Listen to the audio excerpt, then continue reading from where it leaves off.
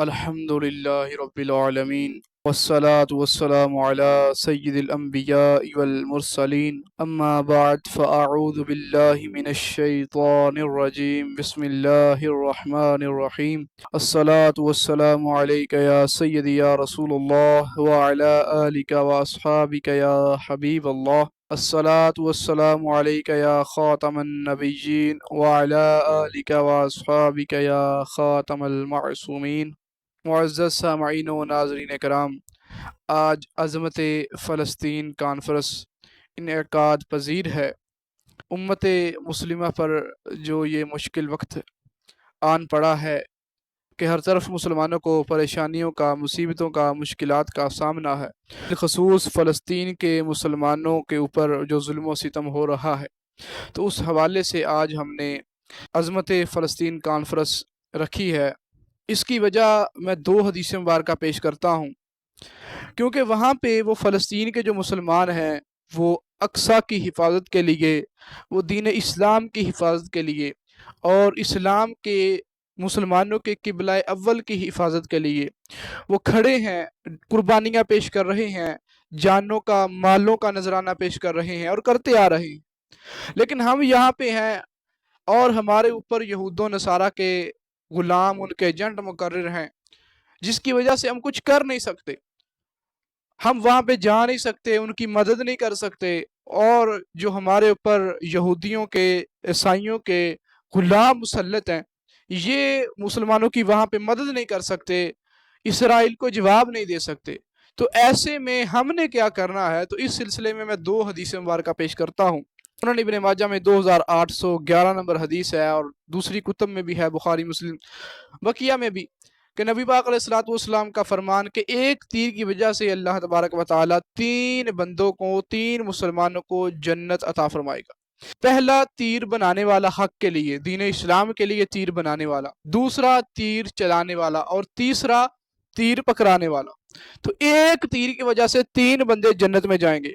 اور دوسری حدیث ہے، فرمایا سنن ابن ماجہ میں ہے 4013 نمبر، اور بقیہ کتب میں بھی ہے، فرمایا من رعا منکم منکرن، تم میں سے جب کوئی بھی مسلمان، کوئی بھی بندہ کوئی برائی دیکھے، کوئی ظلم دیکھے، کوئی خلاف شرع بات دیکھے، تو اسے چاہیے کہ اس کو اپنے ہاتھ سے روکے۔ فَإِن لَّمْ يُغَيِّرْ بِيَدِهِ فَبِلِسَانِهِ، اگر وہ ہاتھ سے روکنے کی طاقت نہیں رکھتا تو وہ اپنی زبان سے روکنے کی کوشش کرے، اور اگر وہ اپنی زبان سے روکنے کی بھی طاقت نہیں رکھتا تو پھر اسے چاہیے کہ وہ دل میں برا جانے۔ اب فلسطین کا جو معاملہ ہے کہ وہاں پہ مسلمانوں پہ ظلم ہو رہا ہے، آئے دن مسلمان قربانیاں پیش کر رہے ہیں۔ اب ہم نہ تو وہاں پہ جا سکتے ہیں، نہ ان کی مدد کر سکتے ہیں، نہ ہمارے جو یہاں پہ مسلط ہیں یہود و نصارہ کے غلام، یہ وہاں پہ ان کی مدد کر رہے ہیں جنگ کے حوالے سے یا اسرائیل کو جواب دینے کے حوالے سے۔ ایسے میں جو عوام مسلمان ہیں، ہم کیا کریں؟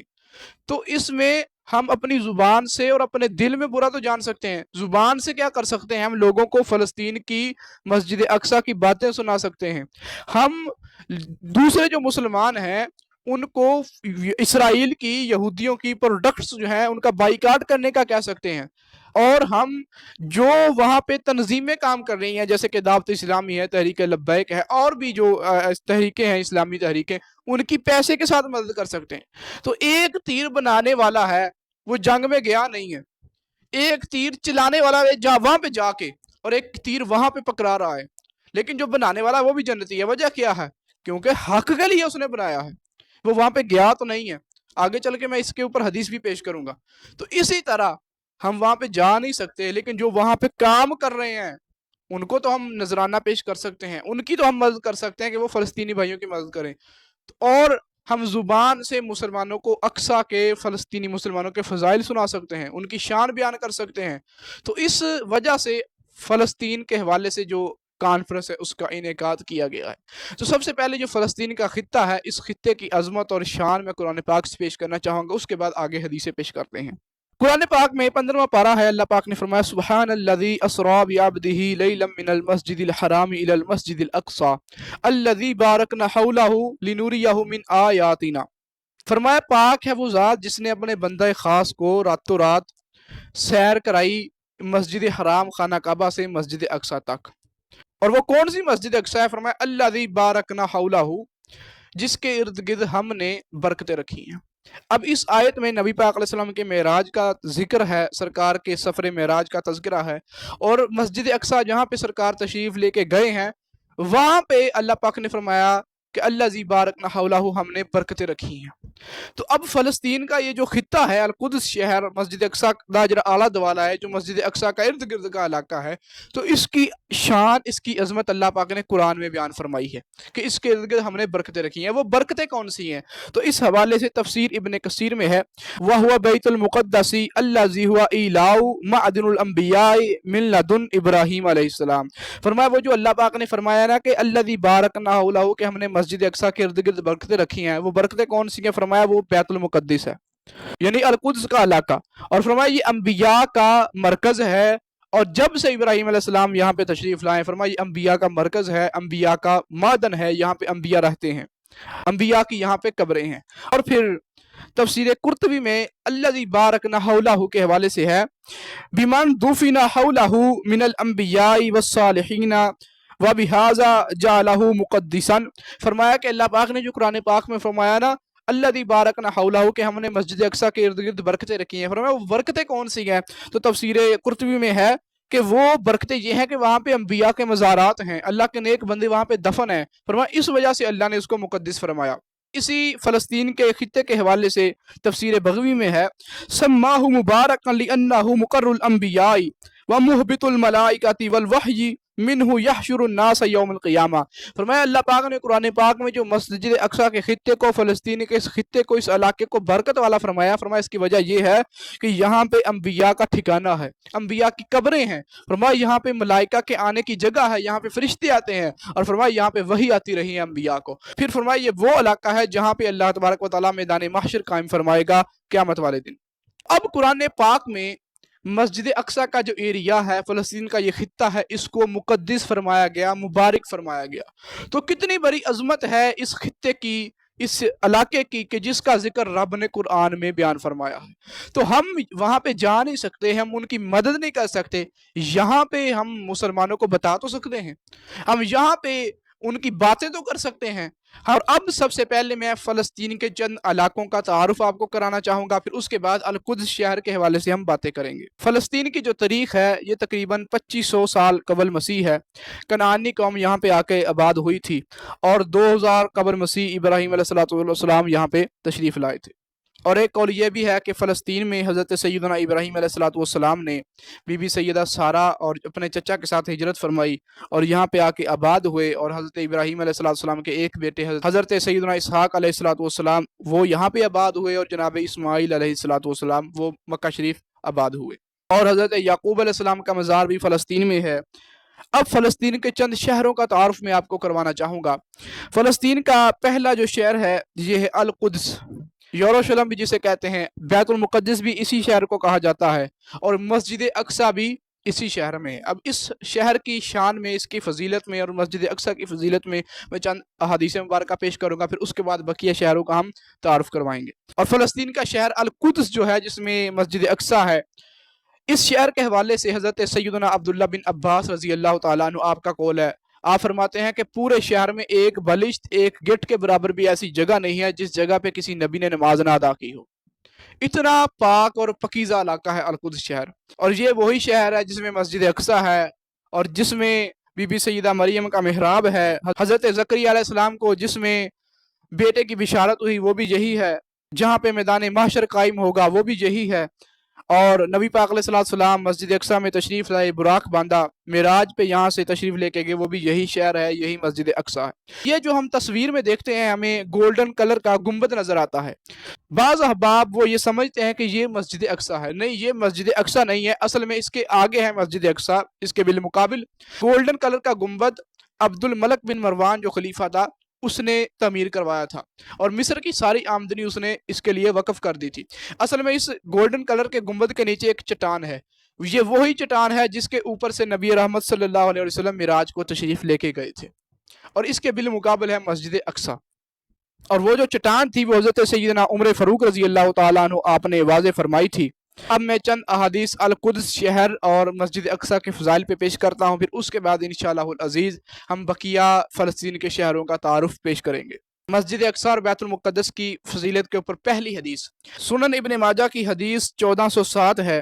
نبی پاک صلی اللہ تعالیٰ علیہ وسلم کی بارگاہ میں کسی صحابیہ نے عرض کرتی ہیں، یا رسول اللہ صلی اللہ علیہ وسلم افتنا فی بیت المقدس، یا رسول اللہ ہمیں بیت المقدس کا مسئلہ بتائیے، اس کے حوالے سے بتائیے۔ تو نبی پاک علیہ السلام نے ارشاد فرمایا ارض المحشر والمنشر، فرمایا بیت المقدس حشر و نشر والی سرزمین ہے، یہاں پہ اللہ تبارک و تعالیٰ تم لوگوں کو اکٹھا فرمائے گا اور تمہارا حشر ہوگا، میدان محشر لگے گا۔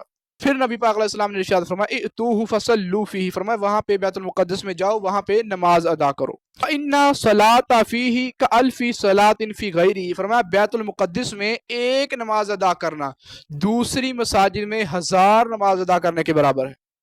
تو انہی صحابیہ نے عرض کیا یا رسول اللہ صلی اللہ علیہ وسلم، اگر میرے پاس اتنی استطاعت نہیں ہے کہ میں وہاں پہ جا سکوں، نماز ادا کر سکوں، تو پھر میں کیا کروں؟ تو نبی پاک علیہ السلام نے ارشاد فرمایا تہدی لہ زیتا یسرج فیہ فمن فعل ذلک فہو کمن اتاہ، فرمایا اگر تم وہاں پہ نہ جا سکو تو وہاں پہ مسجد اقصی میں جو چراغ جلتے ہیں ان چراغوں کے لیے تیل بھیج دو۔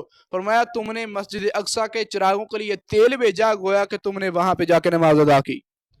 تو اب مسلمان غور کریں کہ سرکار کی حدیث حضور فرما رہے ہیں کہ اگر تم مسجد اقصی میں نہ جا سکو، نماز وہاں پہ نہ ادا کر سکو تو تیل ہی بھیج دو، گویا کہ تم نے وہاں پہ جا کے نماز ادا کی ہے۔ تو میرے مسلمان بھائیوں، ہمارے اوپر یہود و نصارہ کے غلام مسلط ہیں، یہ وہاں پہ جا کے یا اسرائیل کو ڈائریکٹ جا کے جواب نہیں دے سکتے۔ اب ہمیں کیا کرنا ہے؟ ہم نے غزہ میں، وہاں پہ فلسطین میں جو مسلمانوں کی تنظیمیں کام کر رہی ہیں، جیسے دعوت اسلامی ہے، تحریک لبیک ہے اور دوسری تنظیمیں ہیں، تو ہم نے ان کو فنڈ دینا ہے، ہم نے ان کو مال دینا ہے، پیش کرنا ہے کہ یہ ہماری طرف سے وہاں پہ غزہ میں لگائیں۔ بیت المقدس کے حوالے سے دوسری حدیث نبی پاک علیہ السلام نے ارشاد فرمایا کہ جب حضرت سلیمان علیہ السلام نے بیت المقدس کی تعمیر کی، فارغ ہوئے تو اللہ سے 3 دعائیں مانگی۔ پہلی دعا یہ مانگی کہ ان کا جو بھی فیصلہ ہو وہ اللہ کے فیصلے کے مطابق ہو، اللہ کے حکم کے مطابق ہو۔ دوسری دعا یہ کی کہ اللہ تبارک و تعالیٰ ان کو ایسی حکومت عطا کرے جو ان کے بعد کسی کو نہ ملے۔ تو نبی پاک علیہ السلام نے ارشاد فرمایا، اللہ نے ان کی 2 دعائیں قبول فرمائی۔ تیسری دعا انہوں نے یہ کی تھی کہ جو بندہ بیت المقدس میں صرف اسی نیت سے آئے کہ یہاں پہ آ کے وہ نماز ادا کرے، تو انہوں نے دعا کی کہ یا اللہ جو بندہ صرف نماز ادا کرنے کی نیت سے آئے، نماز ادا کرے، تو یا اللہ اس کو ایسا کر دے جیسے اس کی ماں نے اسے آج جنا ہے، یعنی کہ اس کے سارے گناہ معاف کر دے۔ تو نبی پاک علیہ السلام نے ارشاد فرمایا اللہ نے ان کی 2 دعائیں قبول فرمائی ہیں، مجھے امید ہے اللہ ان کی تیسری دعا بھی قبول فرمائے گا۔ تو کتنی عظمتوں والی ہے بیت المقدس کی جگہ، کتنی فضیلتوں والی ہے مسجد اقصی۔ تیسری حدیث نبی پاک علیہ السلام نے ارشاد فرمایا کہ 3 مسجدوں کے علاوہ اور کسی مسجد کی طرف سفر کرنا منع ہے۔ کون سی ہے؟ فرمایا مسجد حرام، مسجد نبوی اور مسجد اقصی۔ اور پھر چوتھی حدیث مسجد اقصی کے حوالے سے، بیت المقدس کے حوالے سے نبی پاک علیہ السلام نے ارشاد فرمایا، کنز الاموال میں 38,809 نمبر حدیث ہے، سرکار نے فرمایا کہ دجال جب قیامت کے قریب آئے گا تو وہ پوری دنیا کا چکر لگائے گا، لیکن 4 جگہ ایسی ہے کہ وہاں پہ وہ داخل نہیں ہو سکتا۔ وہ کون کون سی؟ فرمایا پہلی حرم شریف، خانہ کعبہ مکہ شریف، دوسری مدینہ شریف، تیسری طور سینہ اور چوتھی مسجد اقصی۔ 5ویں حدیث کنز الاموال میں 20,937 نمبر ہے کہ نبی پاک صلی اللہ تعالیٰ علیہ وآلہ وسلم نے ارشاد فرمایا آج جو مسلمان وہاں پہ شہید ہو رہے ہیں، جو مسلمان دین کے لیے، اسلام کے لیے، القدس کی حفاظت کے لیے، اپنی عزتوں کے لیے وہاں پہ شہادت کا نذرانہ پیش کر رہے ہیں، شہید ہو رہے ہیں، ان کے لیے کیا جنت کی بشارت میرے نبی نے ارشاد فرمائی۔ سرکار نے فرمایا جنت میں داخل ہونے والی مخلوق سب سے پہلے فرمایا ان میں انبیاء ہوں گے، ان کے بعد فرمایا شہید ہوں گے، فرمایا پھر ان دونوں کے بعد کعبہ شریف کے مؤذن جو ہیں وہ جنت میں داخل ہوں گے، اور فرمایا چوتھے نمبر پہ مسجد اقصی کے جو مؤذن ہیں فرمایا وہ جنت میں داخل ہوں گے، اور پھر اس کے بعد مسجد نبوی کے مؤذن فرمایا اپنے اعمال کے برابر جنت میں داخل ہوں گے۔ تو مسجد اقصی میں جو اذانیں دیتے ہیں، جب سلطان صلاح الدین ایوبی رحمۃ اللہ تعالی علیہ آپ نے مسجد اقصی کو فتح کیا تو انہوں نے مسجد اقصی کے ہر ستون کے ساتھ مؤذنین کو کھڑا کیا، فرمایا اللہ اکبر کہو اور اذانیں دو۔ وہ ایک منظر تھا، فضا گونج اٹھی جب مسجد اقصی کے ہر ستون کے پاس سامنے ممبر ہے حضرت سیدنا نور الدین زنگی رحمۃ اللہ علیہ کا، اور مسجد کے ہر ستون کے پاس مؤذن کھڑا ہے، اللہ اکبر اذانیں دے رہے ہیں، فضاں گونج اٹھی۔ اور ابن کثیر نے لکھا کہ قریب تھا کہ وہاں پہ لوگوں کی جانیں چلی جاتی، فرمایا ایسا منظر بن گیا۔ چھٹی حدیث جو مسلمان وہاں پہ آج غزہ کے مسلمان جو ہیں، بیت المقدس کے مسلمان جو ہیں، فلسطین کے مسلمان جو ہیں، وہاں پہ جہاد کر رہے ہیں۔ ابھی حماس کا میں نے دیکھ رہا تھا کہ حماس نے کہا کہ ہم کسی صورت بھی ہتھیار نہیں ڈال سکتے، ان سے کہا گیا کہ جنگ بندی ہو جائے کہ آپ ہتھیار ڈال دیں، لیکن انہوں نے کہا حماس کے ترجمان کہ یہ تو کبھی نہیں ہو سکتا۔ الجزیرہ ٹی وی کو انہوں نے انٹرویو دیتے ہوئے کہا کہ ہم ہتھیار ڈالیں، ایسا ہو ہی نہیں سکتا۔ تو یہ ہتھیار کیوں نہیں ڈال رہے؟ کیونکہ اللہ کے نبی کا فرمان موجود ہے ان کے لیے، سرکار علیہ الصلوۃ والسلام کی بشارت آئی ہے، اس لیے یہ ہتھیار نہیں ڈالتے۔ اس کی وجہ کیا ہے؟ یہ مر تو جائیں گے، شہید ہو جائیں گے، لیکن ہتھیار نہیں ڈالیں گے۔ وجہ کیا ہے؟ نبی پاک علیہ الصلوۃ والسلام کی حدیث ہے کنز الاموال میں 34,570 نمبر، اور پھر اس کے علاوہ مسند ابی یعلا میں حدیث پاک ہے کہ نبی پاک علیہ الصلوۃ والسلام نے ارشاد فرمایا لا تزال عصابۃ من امتی یقاتلون علی ابواب البیت المقدس وما حولہ۔ نبی پاک علیہ الصلوۃ والسلام نے ارشاد فرمایا کہ میری امت میں سے ایک گروہ قیامت تک بیت المقدس کے ارد گرد، بیت المقدس کے دروازوں کے اوپر فرمایا جہاد کرتا رہے گا، فرمایا وہ کبھی بھی مغلوب نہیں ہوگا۔ آج حماس نے کہا نا کہ ہم ہتھیار نہیں ڈالیں گے، تو ان کے پیچھے میرے نبی کی بشارت کھڑی، سرکار نے ان کی بشارت عطا فرمائی ہے۔ تو وہ مسلمان، وہ جذبے والے، یہاں کے سارے سیاستدان، یہاں کے جرنیل کرنیل، یہاں کے سارے پیر گدی نشین، اور ہم جتنے بھی ہیں، ہم فلسطینی مسلمانوں کے جوتے کے ساتھ لگنے والی خاک کے قسم برابر نہیں ہو سکتے۔ یہ تو ان کے غلام یہود و نصارہ کے یہاں پہ آ کے بیٹھے ہیں۔ وہ تقی عثمانی صاحب نے، منیب الرحمان صاحب نے فتویٰ دیا، تکلیف ہوگی اسرائیل کو، شاید اتنی تکلیف نہ ہو جتنی یہاں پہ ان کمینوں کو ہوئی ہے۔ اور وہ برباد چودھری، اس نے بکواس کی مفتی صاحب کے فتوے کے اوپر، اور پھر یہ لوگ کہتے ہیں کہ آپ ہماری جماعت کو کہتے ہیں کہ یہ یہودیوں کی ایجنٹ جماعت ہے۔ فواد چودھری کس جماعت کا بندہ ہے سب کو پتا ہے، کیوں تکلیف ہوئی ان کو۔ اور پھر وہ شہباز شریف کا ایک ہے چمچہ، وہ ٹی وی پہ کہہ رہا تھا جناب نہیں وہ حاکم کا کام ہے فتویٰ دینا، اور حاکم کا کام ہے جہاد کرنا، یہ کرنا۔ اور بھائی تیری کیا حیثیت ہے؟ القدس شہر کے حوالے سے بات ہو گئی۔ اب فلسطین کا دوسرا شہر ہے الخلیل، شہر خلیل۔ یہ وہ شہر ہے کہ جو القدس شہر کے بعد عظمت والا شہر ہے، بڑا ہی پیارا شہر ہے، مسجد ابراہیم اس میں واقع ہے، اور اسی شہر میں حضرت بی بی سارہ کا مزار ہے، اور بیت اللحم ایک بستی ہے فلسطین میں، اس میں حضرت عیسیٰ علیہ السلام کی ولادت ہوئی تھی۔ اور نبی پاک علیہ السلام جب معراج کی رات یہاں سے گزرے تو جبریل علیہ السلام نے عرض کیا کہ یہاں پہ نماز ادا کریں۔ نبی پاک علیہ السلام نے نماز ادا کی فلسطین کے اس علاقے میں، تو سرکار مدینہ علیہ السلام کو عرض کیا گیا کہ یا رسول اللہ آپ کو معلوم ہے کہ آپ نے کہاں پہ نماز ادا کی ہے؟ تو پھر عرض کیا گیا کہ اس جگہ پہ حضرت عیسیٰ علیہ السلام کی ولادت ہوئی تھی جہاں پہ آپ نے نماز ادا فرمائی ہے۔ اور فلسطین کا چوتھا جو شہر ہے وہ ہے غزہ، آج جو مین مرکز ہے وہاں پہ۔ تو غزہ شہر جو ہے اس کے مسلمانوں کے لیے بڑی فضیلت ہے، بڑی فضیلت والے مسلمان ہیں یہاں پہ جو بستے ہیں۔ غزہ شہر میں حضرت سیدنا ہاشم رضی اللہ تعالیٰ عنہ، میرے نبی پاک علیہ السلام کے پیارے جد امجد، ان کا مزار ہے۔ اور غزہ شہر جو ہے یہ اسکلان کے مغربی جانب واقع ہے، اور اس میں بسنے والے مسلمانوں کے لیے فضیلت ہے، بشارت ہے۔ کنز الاموال میں 35,070 نمبر حدیث ہے، نبی پاک علیہ السلام نے ارشاد فرمایا طوبی لمن اسکنہ اللہ تعالی احدى عروسین، فرمایا اس مسلمان کے لیے خوشخبری ہے اللہ دو دلہنوں میں سے کسی ایک میں جس کو بسائے۔ فرمایا وہ کون سی ہیں؟ فرمایا اسکلانی و غزاتا، فرمایا جو مسلمان غزہ یا اسکلان میں بستا ہے، رہتا ہے، اس کے لیے خوشخبری ہے، سرکار نے اس کو بشارت عطا فرمائی ہے۔